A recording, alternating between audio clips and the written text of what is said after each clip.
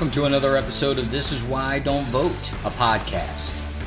Your new safe space to discuss sports, politics, social issues, and religion. We will take it all very, very seriously, but not too seriously. This week, I think it is important to address the fact that our nation's capital looks like one out of a shithole country. That the FBI, as the kids would say, wants you to become a snitch. And although I have a bitter taste in my mouth, I still believe in the Phoenix Suns. Off we go. Act 1. Does your nation's capital look like it's in a shithole country?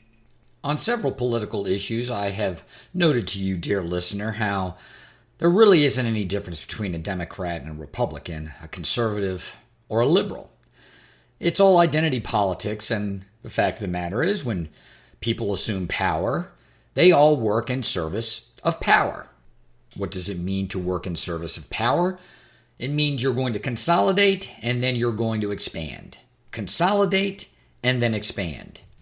So although those identity politics memes, well, they really mean something to us in the moment, in reality, that's just to get you, that's just to get me to cast a vote one way or the other so that a person can take power, can consolidate, and then expand as much. Politics is really just an industry of opportunity, capitalizing on opportunities, usually tragedies, in order to consolidate and expand power. This gives way to the concept of failing up. I've used this term numerous times when it comes to politicians and government because, as often happens, when there are tragedies, when there are failures, politicians use this as an opportunity to consolidate, if not expand power. They fail up. Longtime listeners, of which there may be 4 or 5, will recall that I've used the concept of failing up not only for the governor of the state of Florida, Ron DeSantis, in enacting an anti-rioting statute. I also used this concept for media darling Anthony Fauci, in that the U.S. government, many agencies within said government, have funded gain-of-function research, which has very likely caused the current COVID pandemic. And in the midst of such an epidemic, and the fact that it was very likely man-made, the U.S. government, as well as governments around the world, are now marshaling billions and billions of dollars to conduct even more gain-of-function research. Failing up at its finest. Well, the beat goes on, dear listener. The beat goes on, and it's in a most disturbing place, and that would be the U.S. Capitol. There have been a couple of articles to come out over the course of the last month specific to the militarization of the U.S. Capitol in light of what one would call a protest, another would call a riot, and yet a third person would call an insurrection that happened on January 6th. Now, I haven't really spoken to this, what I think about what actually happened or how we should qualify it, what occurred on January 6th at the Capitol.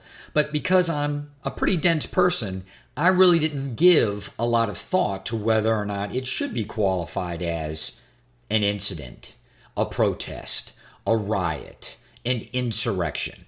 Only after reading some of these articles about the measures that are now being taken, the money now being provided to the Capitol Police, do I realize why qualifying what happened on January 6th as an insurrection is an opportunity for politicians to fail up, for governmental agencies to fail up.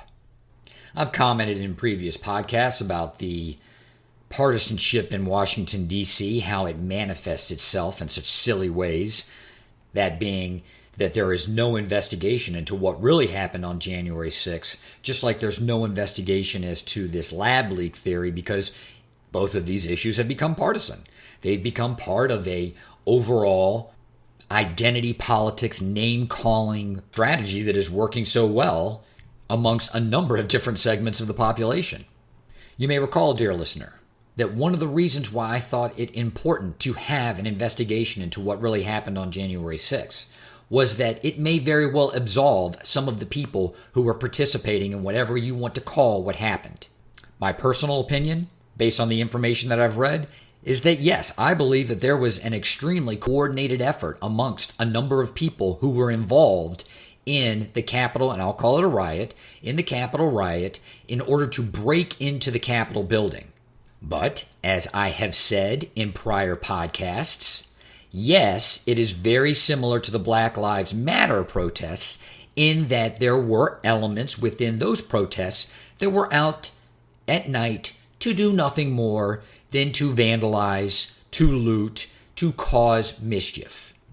That there are individual concerted groups, that there are individual concerted efforts to do these things does not condemn the entire crowd of people. That is why that I thought the anti-rioting law in Florida was so silly, and that was the government failing up and taking away Americans' rights. By way of the anti-rioting law that is now the law of Florida, there'd be a lot of dead Trump fans in Capitol Hill on January 6th. But I simply do not believe that all of the people who were at the Capitol on January 6th were involved in some organized or concerted effort. What I do believe is that A, the police knew there was going to be a large crowd at the Capitol, that B, they had been made aware of the fact that there could be elements within this large group that were going to try to break into the Capitol, and that C, they were completely underprepared to address as much. I think it is a well-reasoned and safe argument to make that the Capitol Police on January 6th were understaffed to even manage such a large crowd, even if that crowd had been completely peaceful. So, as is often the case, politicians, and this is a bipartisan phenomenon, dear listener, again, it does not matter if you are a Republican or if you are a Democrat. It is a bipartisan phenomenon. Politicians are taking advantage of a tragedy to consolidate and then expand power. Governmental agencies are now consolidating and expanding their power. That agency being the DC, the Capitol Police. Look at the Capitol. It looks like a militarized zone. Again, to harken back to our former president, this is what you see in shithole countries. When you go to their national capital, you see an armed military presence. You see not a police presence, but a police state. This is because in those, again, as our former orange president called them, shithole countries, you have a government that fears its own people. Therefore, it must employ a strong, a very well equipped and very well armed military police presence in order to intimidate its own citizenry. By way of the information I have gleaned in a number of these articles, the Capitol Police now are a pseudo-militaristic force with capabilities similar to that of the FBI and of the U.S. military. There are cameras all over the Capitol, feeding into systems that can record every single person that passes through the Capitol. And although these entities, these governmental organizations claim that they do not have facial recognition software so that they can then identify not only everybody who's gone through the Capitol, but specifically who they are, where they are from, and then go out and compare this to the data that they have on social media, I do not believe for a second that they do not have the same kind of capacity that we have as Americans lambasted is being used in China right now. You can Google it very quickly, dear listener. Go back not 4 or 5 years to 2016, 2017, 2018, and there are articles specific to how China is employing a massive recording system, a massive database that they can keep track of practically everybody in their country using facial recognition technology. Here in the United States of America, in the Capitol no less, the same types of technologies are now being employed. In addition, the Capitol Police look like the U.S. military. Just by way of an analogy, of a story of my own. A few years ago when I was in D.C., I got turned around. I was actually at the White House, and I was looking for the Smithsonian, the Museum of Natural History. I was arguing with the GPS on my phone, and this must have been long enough ago where, and actually I do recall, it was where Apple had come out with its own app for maps, and it was dog shit. And Apple was not yet allowing its users to download the Google Maps app. So I'm arguing with the GPS, I'm arguing with Siri, as one is wont to do because Siri sucks. And I went over to a Capitol police officer, and I just simply asked for directions. And the guy gruffly pointed and said, "It's that way, take one left after that street." I had no reservation about approaching a Capitol police officer. He's dressed like a police officer that you would see in any other American city. Speak as boldly as you want, dear listener, on your Twitter feed, on your Instagram page, on your Facebook page.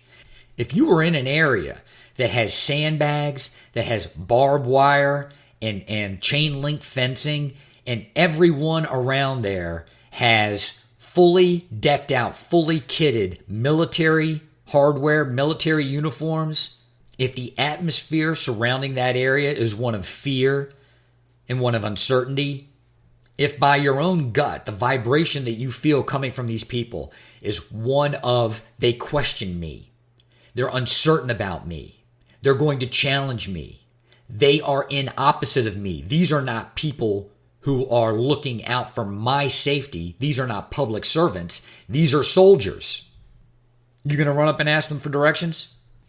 What does this say about the next time there's going to be a public gathering outside of the Capitol? Democrat or Republican, conservative or liberal?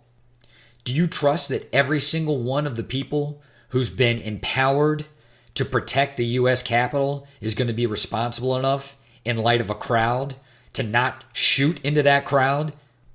Hell, do you trust that by even participating in a public gathering in the Capitol, that you aren't going to have your likeness captured and that you aren't going to be put into some file, that you aren't otherwise going to have a scarlet letter attached to you by way of facial recognition technology that's going to follow you around for the rest of your life? One of the challenges that I've faced in creating this podcast is I never wanted it to become but so partisan. I never wanted it to be leaning to one political spectrum or another. And crazily enough, it's the politicians themselves, it's the parties themselves, it's the political movements themselves that have allowed me to stay in a place of neutrality. They have no underlying core principles. They have no ethics. They have no morals. It's a bunch of identity politics using that as an opportunity to claim, then consolidate, then expand power. And how do they do so? By failing miserably in executing their duties and then expanding their power in what would be not just 10 years ago an unfathomable reproach to what Americans would call the American way of life and to individual freedoms. There is no dystopian future. There is no Ray Bradbury Fahrenheit 451 type situation that we can see off in the distance. It's here. For evidence of as much, look no further than this nation's capital. Act 2, this is failing Up Epitomized. On Sunday, I believe July 11th, the Federal Bureau of Investigation released a tweet on its official Twitter account. The tweet, under the guise of domestic terrorism, with the backdrop being what occurred at the Capitol on January 6th, encouraged family and friends to, as the kids would say, snitch on people that they thought were a part of or were open to or even fomenting domestic terrorism. I've mentioned this in other podcasts, and I don't want to go too far off the rails here, but politicians, companies, institutions, government agencies, none of these people seem to truly understand, none of these entities seem to truly understand what the internet is in the 21st century, what social media is in the 21st century.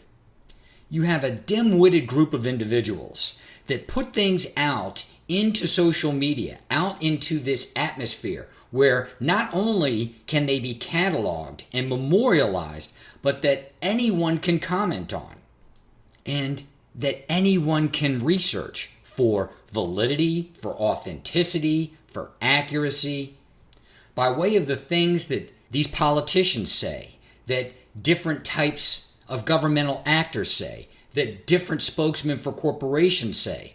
Through social media, these idiots have no idea that the history associated with that topic, and specifically that politician's opinions about that topic, specifically that company's actions surrounding that topic, specifically policy that has been endorsed by governmental agencies, by politicians, by different state and federal actors.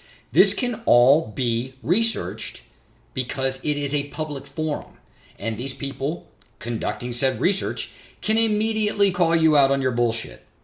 Time and time again, we're seeing politicians, celebrities, other types of social elites, people with high social visibility, corporations, governmental entities. They make these statements via social media. They make statements via tweets. They make statements via Instagram. And people can go and exercise due diligence and immediately call out this bullshit.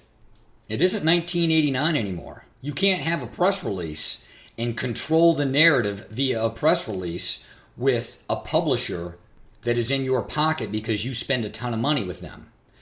A publisher that is in your pocket because you are politically or socially aligned with them. As a Facebook user, as an Instagram user, as a Twitter user, you have the ability to choose who you follow. But when you actually publish the information on these social media forums, anyone can read it. Anyone can investigate it, can critique it, can debunk it. Now, in the context of the tweet that I'm referencing that was tweeted by the Federal Bureau of Investigations asking people to quote-unquote snitch on friends and family that they believe could be, and really, you have to focus on the language here, could be is the massive, the high level, this strict and unimpeachable threshold for one to contact the FBI to alert them that, yes, family member, friend, may be involved in domestic terrorism. That request, in and of itself, is completely anti-American, is completely contrary to everything that we should stand for as a people in this country. In recent history, this is the kind of shit that Gaddafi would pull in Libya. This is the kind of shit that Saddam would pull in Iraq. Disloyal to the regime? Rat on your neighbor. Rat on your family member. It is well chronicled that both Stalin and Hitler, Stalin of course in Russia, Hitler of course in Germany, used these tactics to great effect to control the population. People, whether out of some sort of delusional loyalty to what they thought was their country, but very likely was simply loyalty to an individual or a government, or because they were so goddamn afraid, would narc on, would rat out, would snitch on friends and family. Trivial matters, specific to what kind of books or literature they were reading, the kinds of people they might be talking to, things that were said during heated conversations. It was the government in these draconian countries that would then decide whether or not the content was in fact disloyal, was in fact fomenting insurrection. I've said it before on this podcast and I'll say it again. This is the kind of shit that the king would pull. This is the type of stunt that the king would pull in order for A, loyal subjects to continue to demonstrate their loyalty, and B, to intimidate disloyal subjects. Being that I'm no king's man, that's bullshit. But as disturbing as that tweet was from the Federal Bureau of Investigation, in conjunction with this request by the FBI to have friends, family, alert the agency as to potential domestic terrorist activities, potential domestic terrorist proclivities. Social media was set ablaze with a revelation that as part of the indictment against one of the people who had stormed the Capitol building, the FBI discovered a fully assembled Lego set of the Capitol. Many a meme ensued. As the rancor began to die down, there were many posts about how this was not something that was actually put out into the ether, put out on social media by the FBI, but was in fact clickbait. It turns out that this reference to this fully assembled Lego set was made in an indictment filed by the federal government against this person. It wasn't specifically put out by the FBI as some sort of justification for one neighbor, one family member, turning in another, snitching, as the kids would say, on another because of potential ties to domestic terrorism. As a pseudo-defense to the government, to the FBI, this clickbait, if you will, was just part of an indictment and was being manipulated for political purposes. Again, this is identity politics. This isn't real. I did want to comment on that, dear listener. And again, we're going to think critically, not cynically. I went and did some research on the internets, and in fact, it's true. This language was taken from an indictment by the U.S. government against one of the people who was part of the Capitol riot. Now, to the degree that this person may have been an organizer, it is not clear, but it is clear that as part of the indictment that was filed against this person, the guy's name is Robert Morse, something like that. The government felt compelled to put this information into the indictment. And so I went and I tried to find the actual language of the indictment. Here's the paragraph as it reads in the indictment. During his arrest, law enforcement recovered some clothing and other items that appeared to match those he carried with him on the 6th, including a "Don't Tread on Me" flag, a neck gaiter, a military utility bag, a black tourniquet, and military fatigues. In a parenthetical, law enforcement also recovered a fully constructed U.S. Capitol logo set. End of parenthetical. In addition, Morse had 3 different firearms, including a handgun, a shotgun, and a rifle. That's the end of the paragraph. Now, let's reflect on this. The government, in providing an indictment against this man, put into the same paragraph whereby they identified the clothing that he was wearing on January 6th after searching his home, clearly implicating him in being present at the Capitol during this riot. In addition to finding firearms, they find a fully assembled Capitol Lego set. Now, pundits are pundits, and pundits are usually pundits because they have some experience in the field, correct? That is what we assume when we hear from the pundit. But as we've become more sophisticated about how the news media operates, pundits are usually biased assholes. They have a title that is self-serving to an agenda that the media outlet wants to put forth. So the pundit is really just a talking head with strings attached to it that has the moniker, the appearance, the air of authority in order to put across a message that that media outlet wants to convey. The parenthetical in the paragraph, in the indictment against this man, is not some throwaway. You just don't put in, as an attorney, throwaway lines in an indictment, in a complaint. If you know what you're doing, it's all calculated. Therefore, as I've said on this podcast in prior episodes, do you want to be known as an idiot or as a liar?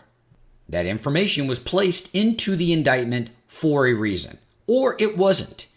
If it was placed in for a reason, that reason was this is further evidence of someone planning to take nefarious action on January 6th at the Capitol, Or the government can turn around and say, well, we've got a bunch of pretty simple assholes working here, and yeah, they threw it in and it really doesn't mean anything. As I saw on social media, pointed out numerous times, if in fact a Lego set was assembled in order to somehow educate this man as to what the Capitol looked like, its layout, points of entry, it's the dumbest assertion that you've ever been told to entertain. As I said in the previous segment, one can go to the Washington, D.C. There are maps everywhere. There are physical maps. There are electronic maps. You can ask people for directions. They will tell you where to go. The nation's capital is not some mystery. More than that, if you're going to plan some sort of assault, if you want to call it that, on the Capitol building during the inauguration, is the best method to figure out points of entry, layout, location, is the best method in order to identify how person A is going to be on one side of the building, how person B is going to be on the other side of the building, in order to exploit access points, is the best way to do that to take hours and hours and hours of your time assembling a Lego set? Google Capitol Hill map, and there are maps, countless maps, put out by, yes, your federal government on the entire layout of the U.S. Capitol. I have no doubt that this parenthetical, making reference to a fully assembled Lego set, was done so in order to try to further illustrate that there was planning aforethought for this person to go to the Capitol and to try to break in. It's weak, it's silly, it doesn't even make sense in light of the other information that one would have access to in order to accomplish such a goal. So to the extent that this was clickbait, to the extent that a pundit would try to then downplay the very reference that this was in the indictment, if it was in fact so trivial, then why the hell did they put it in the indictment in the first place? Again, they're trying to demonstrate that this was not something that happened spur of the moment or by accident, that this person planned on breaking into the Capitol building. Is it dumb that people focused on this and turned it into a meme? Or is it dumb that it was included in the indictment in the first place? And speaking of dumb, it certainly doesn't stop here. Let's transition into the very tweet made by the FBI specific to information that it wanted you, dear listener, that it wanted me, dear listener, to provide it based on information that we had on friends and family. In what is both a feeble on one hand and yet brilliant in the fact that they're trying to fail up on the other hand move, with the memory of an Alzheimer's patient, the agency goes out and elicits the citizenry to tell on one another where not 7 months ago the agency had ample knowledge and ample documentation that there could have been within the protest movement a more organized effort to break into the U.S. Capitol building. Did the FBI have to employ these types of draconian measures, having people tell on one another in order to find this out? No. Did they have to employ high-tech, sophisticated 21st century electronic surveilling methods? No. Did they go with the tried and true?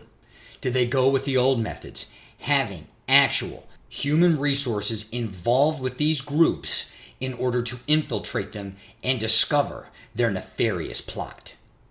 Nope.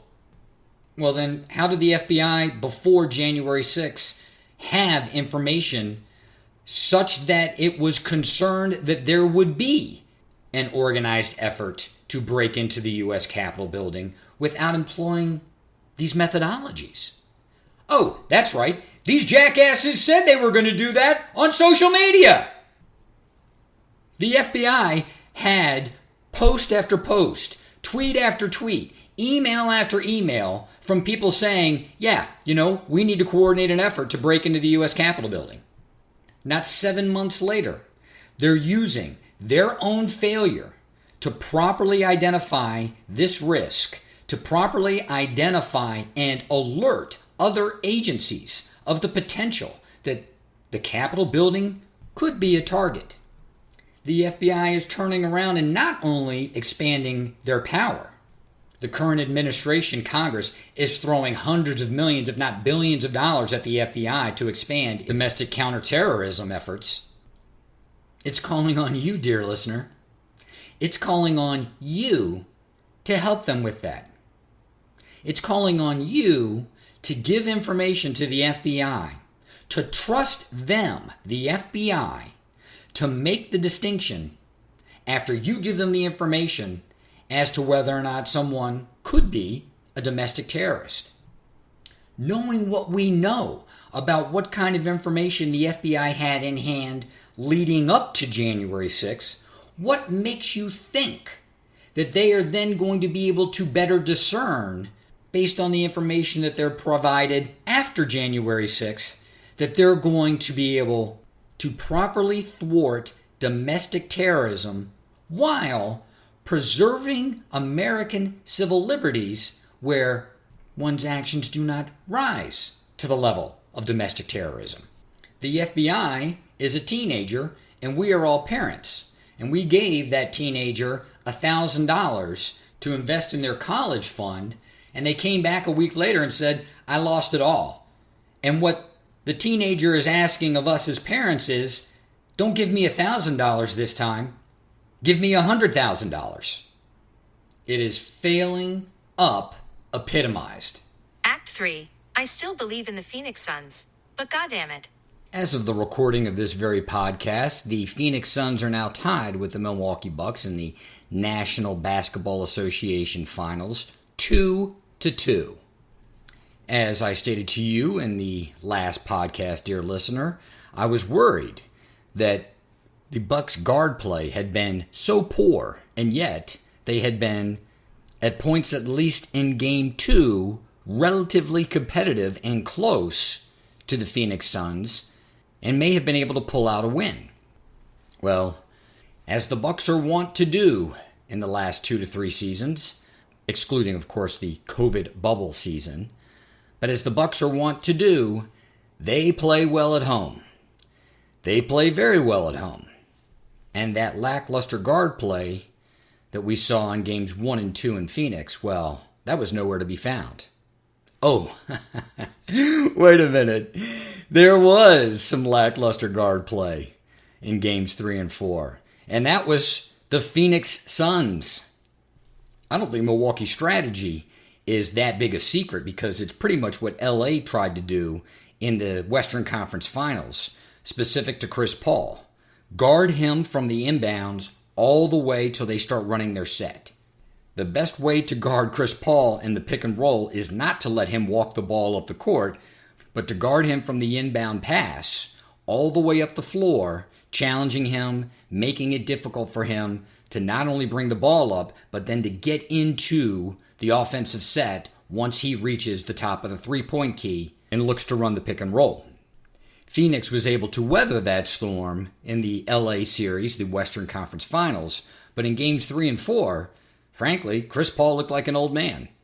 The game crew even noted as much several times, stating that they thought that Phoenix looked tired. That individual players, although they didn't often name those individual players looked like they were gasping for air, that they were hands on knees, that they were worn out.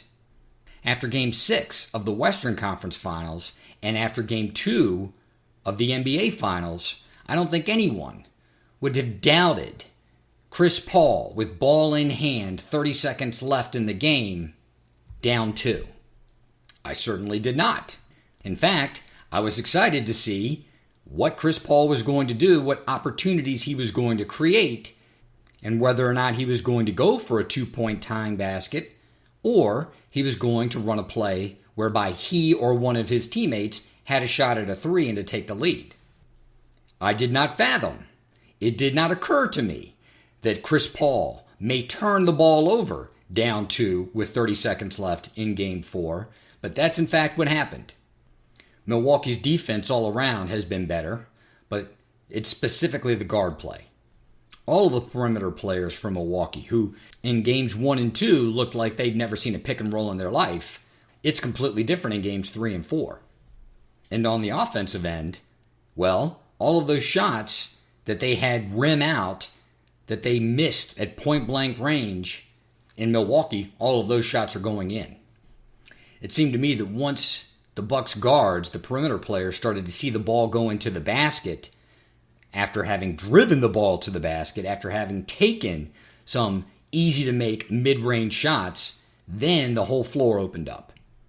I much preferred to see the Milwaukee Bucks team from games 1 and 2, where a couple of those short, close-range jumpers or those layups didn't go in, and they just started throwing up threes. Credit to the Bucks. They continued to drive to the basket, then they continued to move the ball around, and then the floor opened, and the three-point attempts became opportunities. One of the exciting things about the Suns playing a team like Milwaukee was the fact that Milwaukee often took themselves out of games. Milwaukee, by way of piss-poor execution, would go down 10, 15, 20 points and have to fight their way back playing the type of basketball that they were capable of playing, but because they dug themselves such a hole, they were easier to close out in the end. When the Bucks don't dig that hole for themselves, they're a problem. Giannis is always going to get his. Giannis is the modern-day Wilt Chamberlain. Modern-day Wilt Chamberlain. He's going to get his. No one can guard him. No one can stop him. You have to contain the other 4 guys on the floor, and if you can't do that, the Bucks are going to win. Hell, the Bucks looked like they were the ones who had mastered the pick and roll, who were running it with such efficiency to such great effect over the course of the season during games 3 and 4.